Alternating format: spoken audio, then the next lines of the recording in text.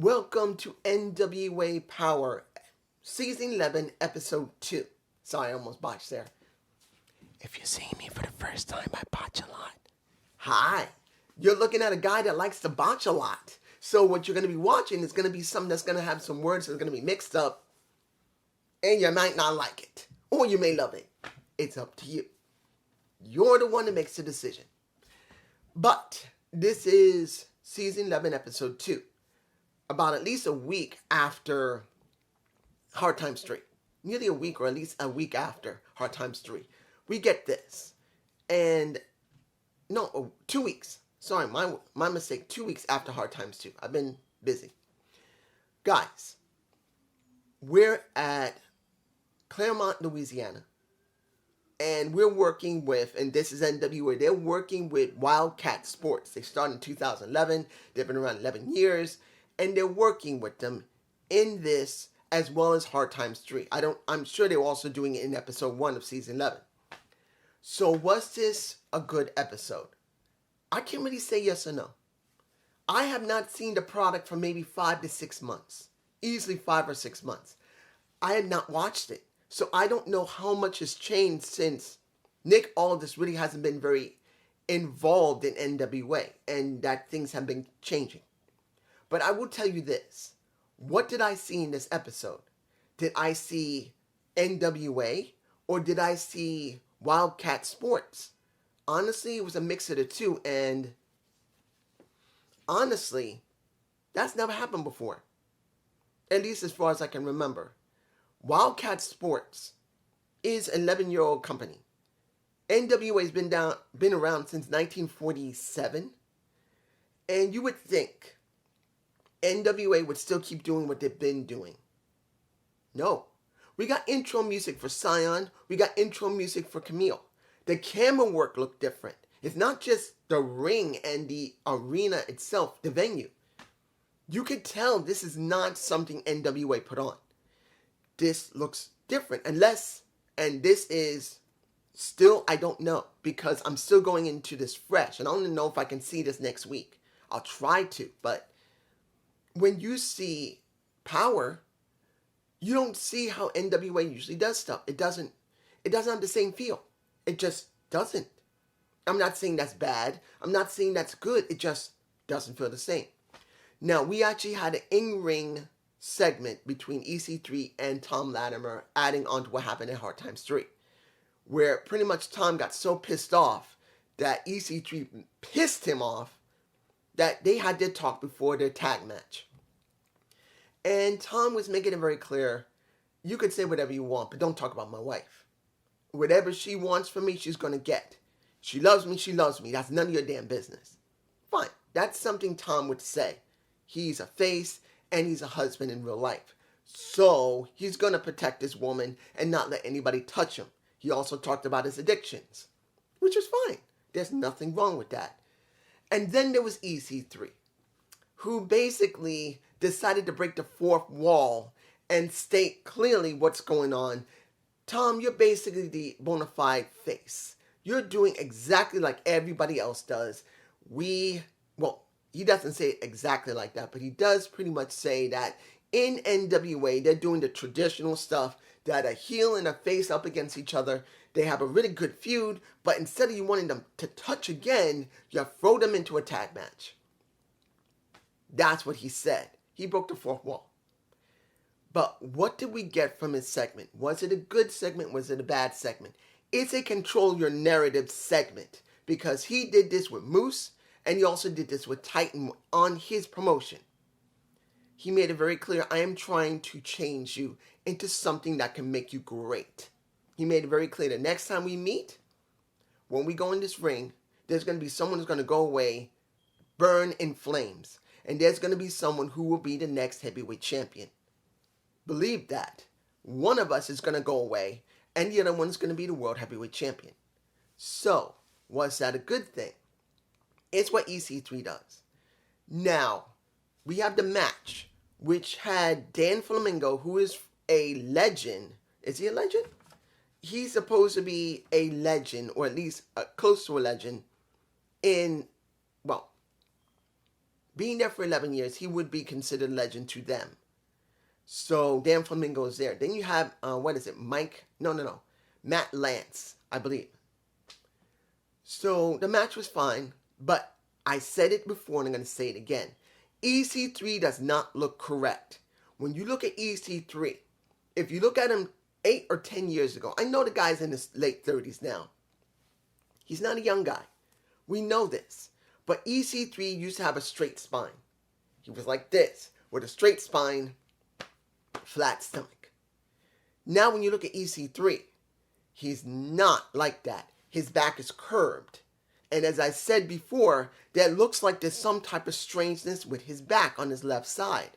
When you watch that match, and you will eventually see it on YouTube if you're not going to watch it, when they eventually release it, you're going to see that he's slouched here, kind of like this. He's got the abs. His stomach is very strangely bulged out. And then his back, instead of being like this, is like this. And I think that's where the curve is coming in, because he's heavily muscled on his back. Heavily muscled.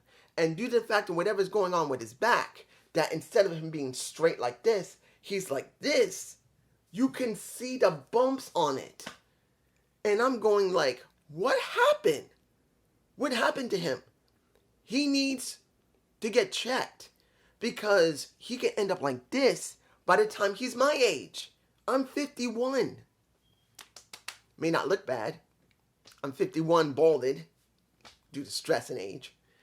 But he can look totally fucked up more than I am. And I'm messed up with a messed up hip, messed up back, and messed up leg.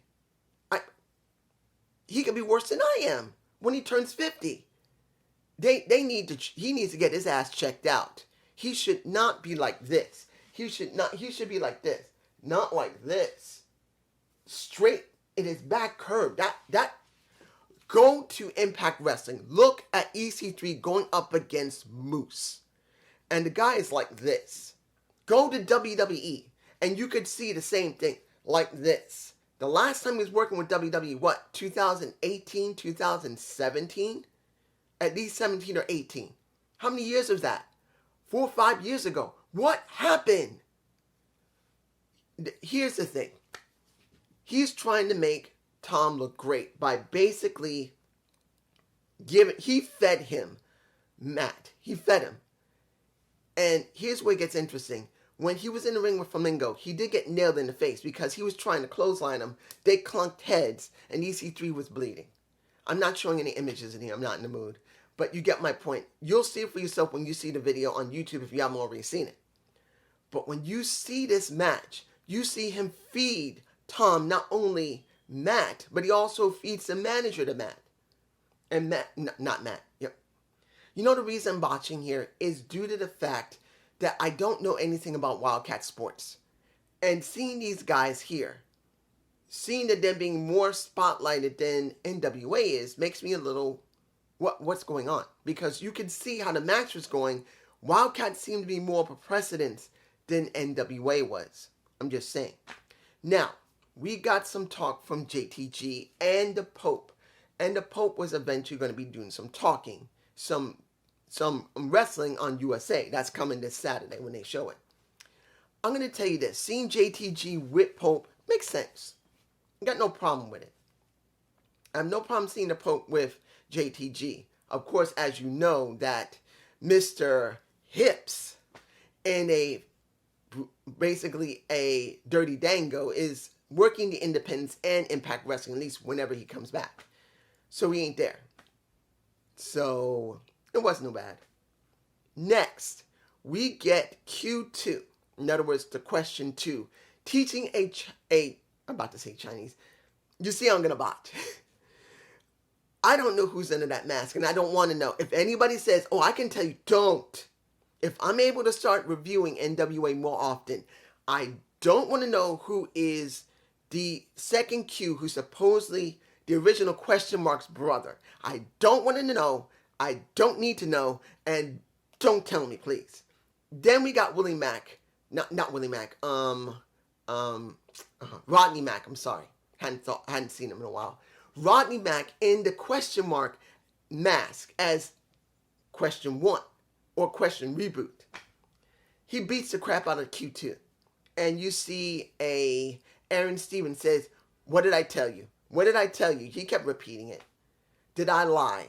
Did I lie? And I'm going like, since I don't know how bad things have been between the two questions, I don't know if this is good or bad. I just know that they got a feud with question 1, question 2, and Aaron Stevens is in the middle. I don't know. And wasn't the question, the reboot question, Rodney Mack not supposed to wear a mask anymore, and he's wearing a mask? I'm just saying.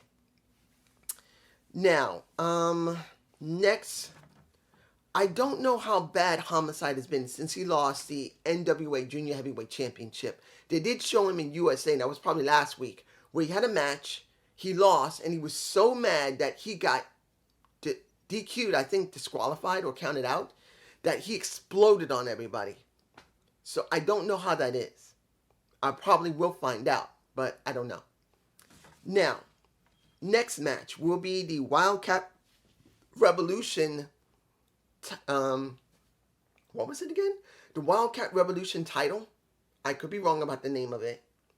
And it's, we got Brandon, who is the challenger, versus Chuck Divine. There you go, Chuck Divine. Was it a good match? It was all right. Chuck is a good wrestler. And Brandon is a standard, run-of-the-mill high flyer. I'm not taking anything from him. But if you watched NXT and looked at Scripps, who reminds me of ACH, that is a high-caliber wrestler who's a high flyer. Carmelo Hayes is a high-flying, high-caliber wrestler, as well as Wes Lee. Brandon, no, he's an average one. Doesn't mean he can't improve and become a good high-caliber, but I think he might be beginning. He hasn't been in the business that long. And I didn't expect the champion to lose here. This is NWA. I don't think they would just let it happen unless it was a pay-per-view. And let's see, what else did we get here? I know I could say something about Pretty Empowered, but I'm going to leave that because I don't know how far they're going to go with. I think that's going to be on USA when you're going to see Pretty Empowered win. You're going to see, what is it? You're going to see Kenzie Page as a ref. And you're going to see Envy fighting against my Natalia Markovich. But taking away from this, that woman is solid. Understand, I'm not in love with her because she has a great set of tits and a nice ass and a pretty face. No. That woman can wrestle. Yes, she can be a little sloppy, but that woman is a solid wrestler. That is the reason why I like her, along with the way she looks. But I'm not going to say anything more than that. Now, we got a non-title match for the end. Well, there was no title for the North American. Well, getting North American National Championship mixed up. Because why? Why didn't they put the title up? You got Camille doing it. Why didn't they do it with Scion? And I think that's the reason why I'm botching here on the National Championship non-title match. You're going to let the Drillbilly Manson, and his partner was not there. There was a problem somewhere when they were overseas. And he has not been able to have his partner yet. Either she's actually gone or she's taking some time off or she's hurt or something. It could be real. I don't know. But when you see this match, and it wasn't a bad match, and yes, again, you do see a little bit of Austin Idol interference. A little bit. And then you see a little cheating. You see a little head biting from Scion. A little bit of putting the legs on the ropes like his daddy. Pretty much Scion's now acting like his father. Cheating to win. And I'm not saying that's bad or good. It just counts on how far they've been developing Scion as a character. Following his father's footsteps. And either he's going to turn on his father because he can't stand cheating because he'd rather do it legally, or he's going to get even worse and then dump his father and kind of do it like a Charlotte Flair did with Ric Flair. And when he gets an opportunity, maybe at the World Championship or the TV Championship, he pretty much dumps his father and dumps everybody else. and either takes over the Idol Sports Management with Church's money, or he's gonna break away from him and just be his own heel. I don't know. I can't really say yes or no. He wins, but I'm not surprised. He wasn't going to lose here. Look, the Thrillbilly is not that great. Not that I'm saying he's a bad wrestler. It's just they haven't developed him. He hasn't done anything, as far as I remember, for those 5 or 6 months I was away. He hadn't done any feuds that I knew of. He was with the Country Gentleman. That's when he was working, but that's it. Final match was Camille versus Jasmine Allure. She is also from Wildcat. And, I can't say that she was very good. I can't say she was bad either. Pretty much they gave us at least some good wrestlers from Wildcat Sports. So when you see this match with Camille, and guys, you tell me below, did Camille get a boob job? Because her boobs look a little bit bigger than she normally looked. Look, I'll meet Camille. She's a beautiful woman. And she can wrestle okay. But she was never like, boom. Now she's like, boom.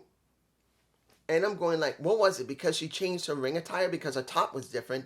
Usually she has something to basically minimize her breasts so they don't move around too much.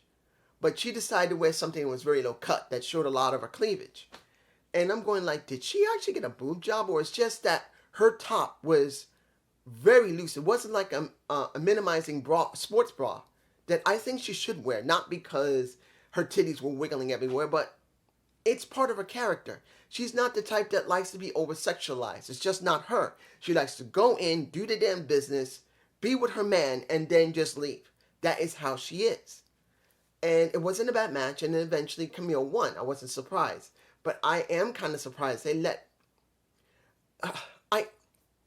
I don't agree letting Jasmine having that much offense. Yes, she can keep kicking out.